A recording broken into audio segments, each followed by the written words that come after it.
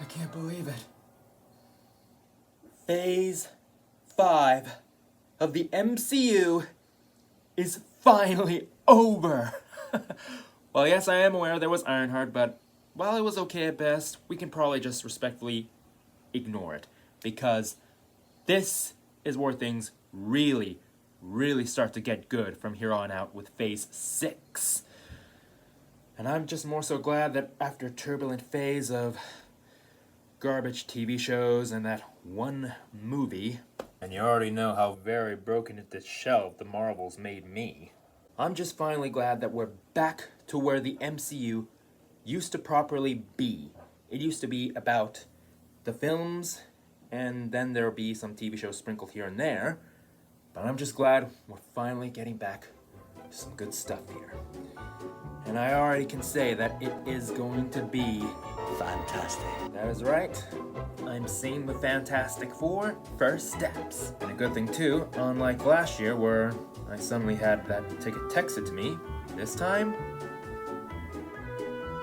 I actually bought it ahead of time. And already I'm excited for what this one is going to bring. And already I can see it being much better than anything before it. Much better than 1994, the 2000s, or that awful attempt from 2015. I already say that I am very excited for what this movie has to offer. Especially since the fact that we're now close to the end of a very turbulent Multiverse Saga at last. While yes, I am aware that Matt Shankman was part of that garbage fest that was WandaVision, I think this is where his strength will really come into play, because from what I've seen in interviews, he understands the team, he grew up with it, and from what I looked up, it sounds legit. Still, I wonder who gave me last year's ticket, but I'm not here to worry about that right now.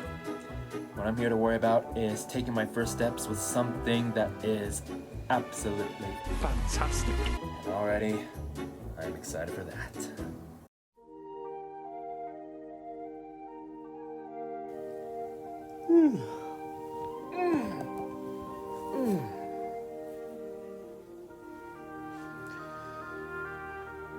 Well, it's a brand new day, and it's time we take our first steps. But if I'm gonna need to be ready for today, I can't just use this t-shirt. Oh no, I'll need something fantastic.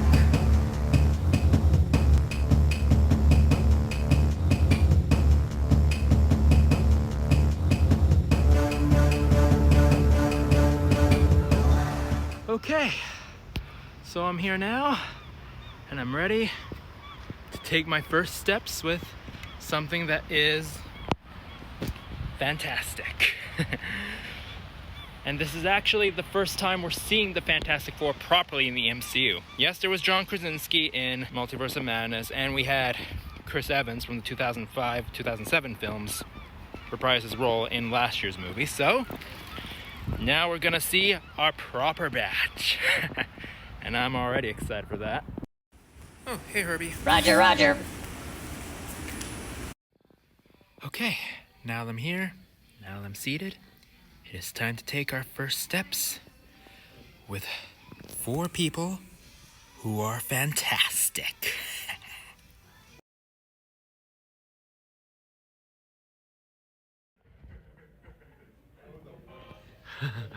Now that was amazing.